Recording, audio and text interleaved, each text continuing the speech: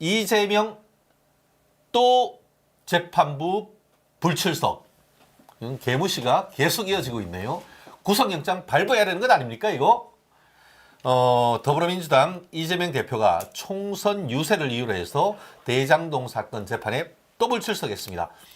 지난주에도 한번 불출석했죠. 그때는 아예 정말 완전히 개무시하고 출석 자체를 그냥 아무 이유도 없이 불출석했는데, 이번에는 또 뭐 선거와 관련해 가지고 뭐 못 갈 일이 있다고 했지만 재판부가 그거 안 된다, 출석해라라고 했습니다. 실질적으로 지금 재판부가 뭐라고 했냐면은 정치적 입장을 고려해서 재판을 진행할 수는 없다라고 하면서 계속 출석하지 않으면은 강제 소환을 고려할 수 있다라고 경고를 했습니다. 그러면서 특히 이제 재판부가 뭐라고 했냐면, 그대로 제가 읽어보면은 재판 기일은 재판장이 결정할 수밖에 없다. 맞죠? 네. 이 대표는 기일에 지정되면 출석해야 된다. 선거 기간에 국회가 열리지 않는 것으로 안다. 국회가 열리나요? 아니잖아요. 국회에 출석해서 하는 것도 아닌데 그때 강제 소환도 고려할 수 있으니까 출석해라. 지난주에 제가 말씀드렸잖아요. 딱 가면은 당신 누구요? 해서 인정신문하고 이어가지고 불구속 어떤 재판할 때는 주소가 바뀌거나 하면은 신고해라. 만약에 재판 기일이 지정됐는데도 불구하고 불출석하면은 구인을 위한 구속영장 발부할 수 있다는 사실을 고지를 합니다. 지난번에 했는데 또 안 나왔어. 사람이 3-4번인데 진짜 다음번에는 제가 왔을 땐 이 재판장님 정말 구속 가능성이 있지 않은가 싶은데, 이 사태 우리 김일수 대변인은 어떻게 보시나요? 우선 이재명 대표가 굉장히 부적절한 행동을 하고 있다는 것은 모든 국민이 다 알고 있을 것 같아요. 그러니까 지금 이재명 대표가 받고 있는 온갖 혐의들, 뭐 대장동 개발 사건, 백형동 개발 사건, 그리고 성남 FC 사건, 그렇죠. 네, 그리고 교사, 위증교사 사건, 이렇게 네 가지. 거기다가 네. 쌍방울 대북 송금 사건, 대납 사건. 네. 예. 네, 지금 이렇게 많은 혐의들을 받고 지금 사법적인 이 판결을 받고 있는데, 지금 여기에서 당연히 이제 그 피고라고 하면은 재판정에서 부르면 달려가야지 맞죠. 네, 그리고 일반 국민들은 감히 법원에서 재판 기일이 잡혔는데 나 그날 바빠서 못 가요, 이런 말 감히 누가 할 수 있겠습니까? 정말로 뭐 부모님이 돌아가신다거나 정말 이런 사건이 아닌 이상은 이 이유를 달 생각도 못 합니다. 다른 그렇죠. 일정들을 예. 바꾸겠죠. 그럼요. 예. 네, 다른 일정을 바꾸죠. 근데 지금 지난 12일 같은 경우에 지금 이재명 대표 같은 경우는 선대위에 참석해야 되기 때문에 내가 재판에 못 나가겠다라고 전날에 이거 뭐 통보죠. 그렇지. 네, 통보한 거죠. 내가 너네 네. 위에 있는데 네. 핫바리 판사가 나를 불러, 이런 오만한 맞습니다. 태도 아닙니까? 네, 그리고 또 어제 출석에 있어서는 지역 선거 유세 나가야 돼서 내가 출석 못해. 또 이렇게 또 전날에 또 이거 통보죠. 맞아요. 네, 이거 정말로 법원을 무시한 것인데, 여기에서 일단 이재명 대표를 모두가 보는 시각이 정말 법 위에 있는 사람이구나, 내가 법 위에 있다고 생각하고 법원과 재판관을 무시하는구나, 이 생각은 다들 하실 것 같아요. 근데 저는 여기에서 좀 차원이 다른 접근이 지금 필요하다라고 봅니다. 아직까지 이런 말을 하신 분 아무도 없더라고요. 전 지금 이런 법원에 출두를 하고 있지 않는 것 자체가 고도의 선거 전략일 가능성이 있다고 그렇죠. 봅니다. 그럴 수 있죠. 그럼 일반적으로 사람들이 이렇게 생각을 하거든요. 법원에 왔다 갔다 하면 이게 선거에 악영향을 미칠까봐, 그러니까 죄인처럼 보일까봐 안 나가는 것일 거다. 전 이것보다 한 단계 더 뛰어넘었다라고 봅니다. 지금 여기에서 강제 소환이 돼서 본인이 진짜로 법에 탄압받는 모습을 연출하고자 하는 걸 수도 있다라고 생각합니다. 예. 피해자 코스프레. 네, 피해자 코스프레를 하는 거죠. 지금 아직까지 이런 이야기를 하시는 분들이 없던데, 지금 왜냐하면 이재명 대표가 전국 각지를 돌면서 계속해서 하는 이야기가, 내가 지금 법원을 왔다 갔다 해야 되고 내가 탄압을 받고 있고 증거 하나도 없이 이렇게 재판장을 왔다 갔다 거리고 있다는 걸 끊임없이 온 곳에서 이야기를 하고 있다는 것은, 지금 이재명 대표가 마지막 선거 전략으로 잡고 있는 것이 검찰 독재, 검찰 탄압, 피해자 코스프레입니다. 나는 부당하다, 제가 없다라는 걸 지금 알리고 싶어 하는 것이다. 왜냐하면 이재명 대표가 실제로 내가 이런 발언들만 계속 떠들고 다녔을 땐 크게 이슈가 안 돼요. 왜냐하면 국민들이 이 사람이 혐의가 있는 걸 알아요. 근데 지금 재판 법원에서 출석 요청을 했는데 안 나감으로 인해서 이 이슈가 지금 크게 터지고 있는 거 아닙니까? 그럼 국민들이 지금 접촉하는 지금 매체를 통해서 접촉하는 이 횟수가 많아졌습니다. 지금 이것 때문에. 자, 그러면 이재명 대표가 과연 진짜로 법인에서 강제 구인장을 발부할 것이냐, 그래서 강제 소환을 할 것이냐 하는 거에 지금 집중되고 있고 초점이 맞춰지고 있는데 이재명 대표 입장에서는 아마도 끝까지 나가지 않을 것이다. 강제 소환 시키려면 시켜라. 이건 역시도 나 빼드 나한테 나쁠 게 없다. 강제 소환 시키는 장면 역시도. 라고 지금 생각하고 있는 것일까 저는 생각합니다. 그럴 수 있죠. 네. 특히 결국 그 정치의 사법화를 넘어서 이제 사법을 정치화시키는 거죠. 사법부를 정치화시킨 거는 당신들이야, 사실.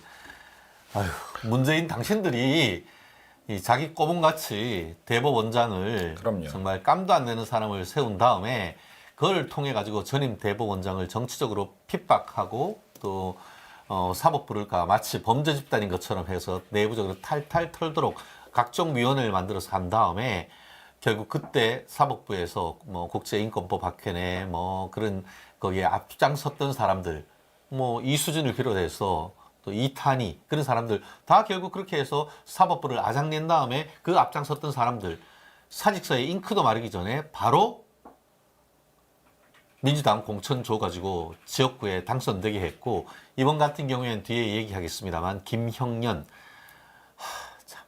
중앙지법 부장판사 바로 그 대통령실로 청와대로 불러가지고 일 시키고 바로 법제처로 경력 세탁한 다음에 이젠 또 어디가 있냐?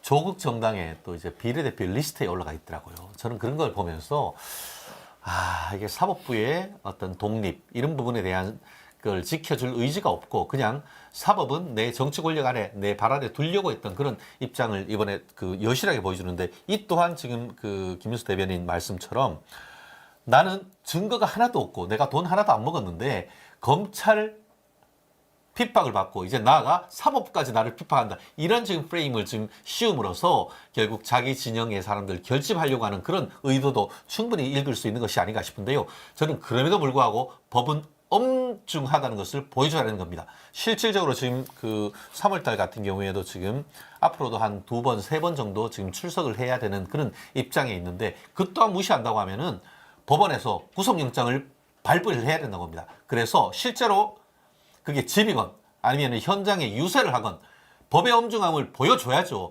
그래야 사법부가 살지. 그럼 사법부가 뭘 합니까? 사법부가 총이 있습니까? 칼이 있습니까? 사법부가 할 수 있는 거는 영장 발부를 하고 그것을 검찰과 그 수사관들을 통해 가지고 고인을 해서 법원에서 땡겨온 다음에 법대 앞에서 앉혀가지고 법의 엄혹함을 얘기해주는 그게 정말 법이 뭐 우리 얘기하잖아요. 우리 한비자가 얘기했던 그 법과 사상의 법불악의 승불요곡. 법은 존귀함에 아부하지 않고 이 먹줄은 구웠다고 해서 먹줄이 똑바로 휘어갑니까? 그렇지 않아야 되는 거죠. 아무리 천하의 정말 이재명 참 진짜 내가 참 어이가 없긴 합니다만 이재명이라 하더라도 죄가 있으면 법원에 나와서 오라를 받아가지고 앞에 앉아가지고 재판 받아야 되는 것이지 그렇지 않고 누구한테 지금 해가지고 그 법원에 부른 그 제일 윗사람이 안 하면은 재판부에 지금 재판 받고 있는 국민들 왜 나갑니까? 이재명도 안 나가는데 왜 나를 부르냐고 할 거 아니에요, 사실. 근데 이게 또 참 코미디로 또 그러는 것이 오늘 어제 불러가지고 뭘 하려고 했던데 왜 했냐 하면은 이재명의 오른팔 정진상과 관련되는 유동규 증인 신문 절차가 있었단 말이에요. 근데 아시다시피 유동규 누굽니까? 이게 이재명의 장비 아닙니까? 도원결의했을 때 아니 뭐야 이런 이게 모든 물불 가리지 않고 내가 나서서 방탄해주는 그런 사람이었는데 이제 빡친 거 아닙니까? 뭐 문제되니까 지들 살라고 자기를 앞으로 방패를 세운 것에 대한 정말 빡침으로써 지금 태도를 돌면서 지금 진실을 말하고 있는데 실제 증언을 하기 위해서 어떻게 했냐? 본인이 이재명 지역구인 계양을의 자유통일당 후보로 출마까지 했다가 이번 재판이 계속 늦어지고 이럴 것 같으니까 저 선거 그만두겠습니다. 예비후보 그만두고 어제 진짜 자기들 옷 벗고 양복 입고 법정에 출석했어요. 그래가지고 이재명 관련해서 정말 있는 그대로 다 증언하려고 했는데 이재명이 안 나온 거야. 그러니까 이 유동규도 빡쳐가지고 이재명 앞에서 나 증언할 거야. 이재명 내가 하는데 나한테 반대 신문하면 다이다이로 붙어가지고 대질 신문할 거야. 이런 마음으로 나왔는데 이재명이 안 나온 거야. 김이 팍 센 거죠. 그러니까 이재명 안 나오면 저도 증언 못해요. 라고 하니까 검사하고 재판장이 그래도 지금 하고 나중에 또 별도로 이제 소정의 증인신문 할 수 있으니까 라고 말씀드렸는데도 이재명 없으면 나는 못해요. 라고 증언 거부권을 행사해버렸어요. 그래서 재판이 무산이 됐는데요. 지금 그래서 재판을 부득이 연기할 수밖에 없고 다가오는 26일 날 유동규가 출석을 해가지고 하기로 했고 만약에 그때 이재명 불출석하면은 강제 소환 검토한다고 했어요. 결국 3월 26일은 이재명 구속의 날인 거예요. 물론 구속해가지고 깜빡이 가득 보내는 건 아니고 일단 재판에 와서 앞으로도 오겠다라고 하면은 그날 풀어줄 거예요. 그렇지만 재판에 이렇게 정말 재판부를 무시하면서 무단불참 2번, 3번 하면은 구속영장 발부됩니다. 그거 제가 보증할 수가 있습니다. 그렇기 때문에 정말 이재명 3월 26일 나오는지 안 나오는지 안 나오면 제가 봤을 때 이 재판장은 부인을 위한 구속영장 발부할 것 같은데요. 이런 그 유동규 본부장의 어떤 그런 증언 거부 그리고 또 본인의 어떤 예비후보 사태 이런 부분은 또 어떻게 봐야 될까요? 그래서 아까도 뭐 말씀드렸지만 이제 이재명 전 대표 같은 경우가 지금 법원에 출두를 하지 않으면서 계속 검찰 독재를 외치고 검찰 탄압을 외치는데 뭐 아까 강제 구인장 같은 경우는 명확하게 재판관이 발부하는 거예요. 그치. 근데 이게 왜 검찰 독재예요? 그러니까 본인 자체도 말이 맞지 않는 소리를 하면서 안 나가고 있는데 이게 아까 첫 번째 이유로 제가 꼽고 있는 것이 고도화된 정치 전략이다. 내가 탄압받고 있다라는 걸 극대화시켜서 우리 진영의 사람들을 모으고자 하는 것이다. 민주당 진영의 사람들을 모으고자 하는 것이다가 첫 번째이고 두 번째는요. 전 이재명 대표의 머릿속 그러니까 생각을 좀 들여다봐야 된다라고 생각해요. 두 번째는 어차피 이번 총선에서 지면 나는 구속이 될 것이라는 마음이 있어요. 예. 그러면 어떻게 해서든지 간에 총선을 이기는 게 먼저이고 그러기 위해선 내가 전국을 돌아서 한 표라도 더 갖고 오는 건 역시도 목표이다. 그래서 제가 두 가지를 말씀드리는데 하나는 고도화된 정치 전략이다. 그리고 하나는 어차피 구속될 것이라는 거 본인이 가장 잘 알고 있다. 본인도 법을 알고 있는 변호사 출신이거든요.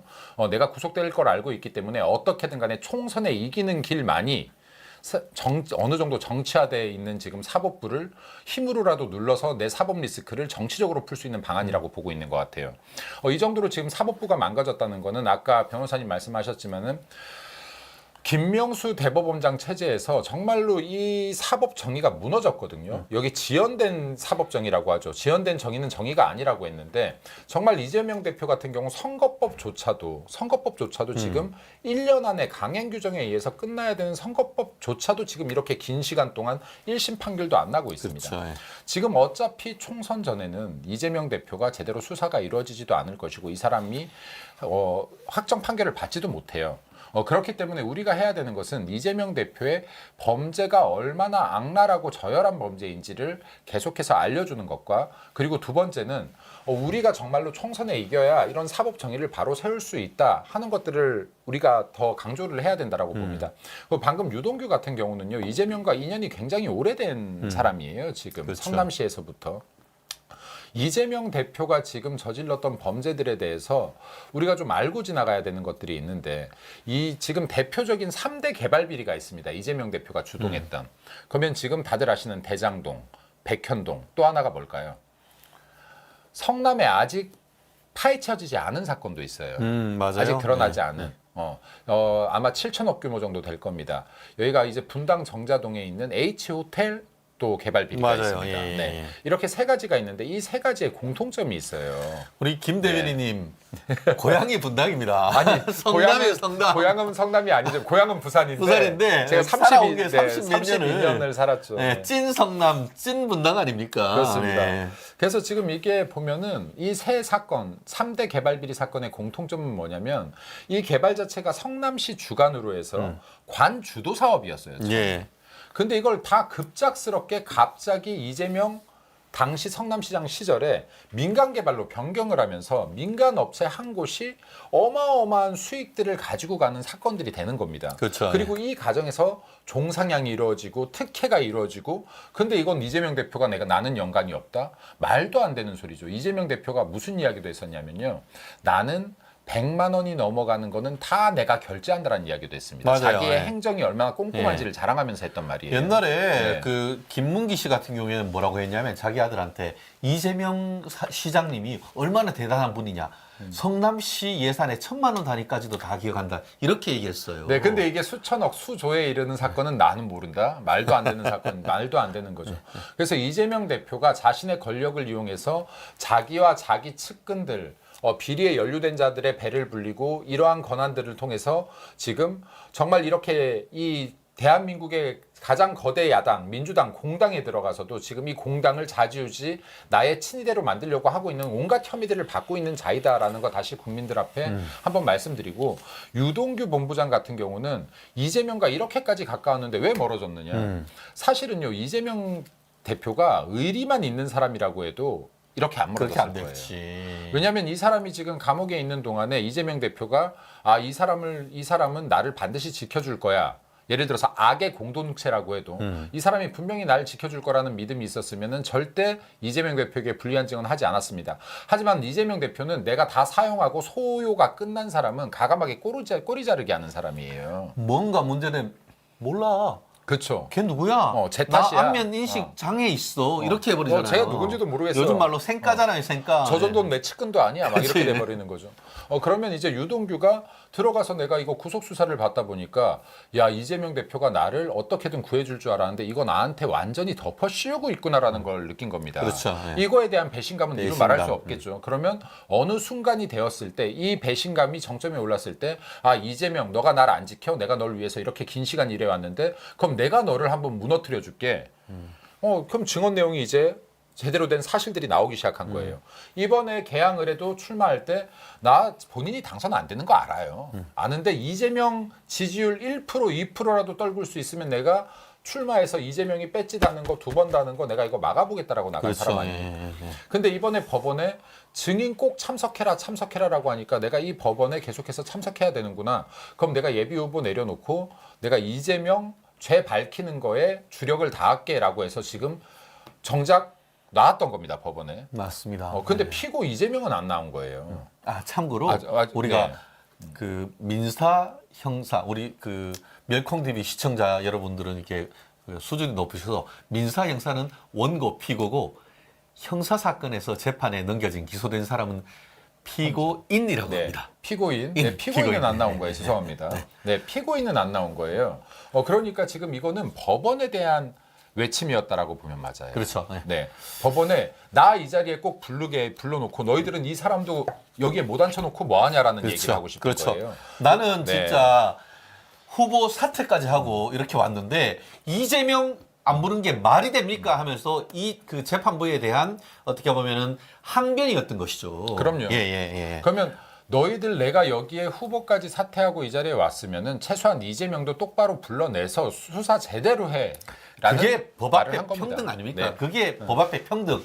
뭐 옛날에 뭐 누군 그러셨죠. 뭐 법 앞에 만인이 평등이 아니고 법 앞에 10,000명만 평등하다고 했는데 요즘 하는 걸 봤더니만 법은 이재명한테만 우선권을 주는 것 같습니다. 이게 말이 되나요? 그러니까 재판부께서 정말 정신 똑바로 차리고 진짜 다가오는 3월 26일 또 불출석하겠다는 이유를 내면은 바로 구속영장 쳐가지고 바로 데리고 와가지고 서울중앙지방법원 앞에서 무릎 꿇치고 앞으로 당신 그렇게 하지 마라고 하고 증인신문 하는데 같이 하고 대질신문까지도 저는 시켜야 된다고 봅니다.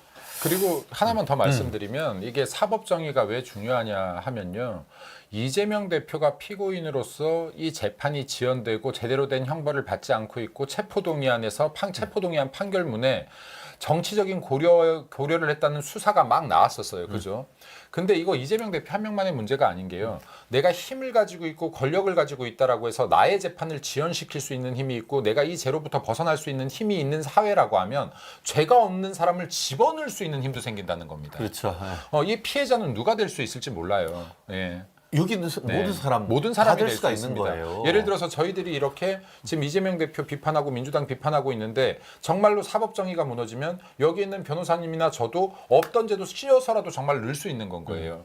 그래서 진짜로 이게 사법 정의나 이런 독립들이 완전히 보장돼야 된다. 그리고 지금 이재명 대표와 민주당은 지난 문재인 5년 동안에 이 사법 정의를 정말로 무너뜨려 왔습니다. 그래서 이런 부분들에 대해서 국민 여러분들께서 너무나 잘 알고 계시겠지만 정말 이번 총선을 통해서 반드시 심판해야 된다. 다른 것보다 이게 가장 우선이다라는 말씀 좀 강조하고 싶습니다. 그렇습니다. 정말 이재명 대표에 대해서 우리 재판부께서 법의 엄중함을 다가오는 3월 26일 날 반드시 보여주기를 정말 기대합니다.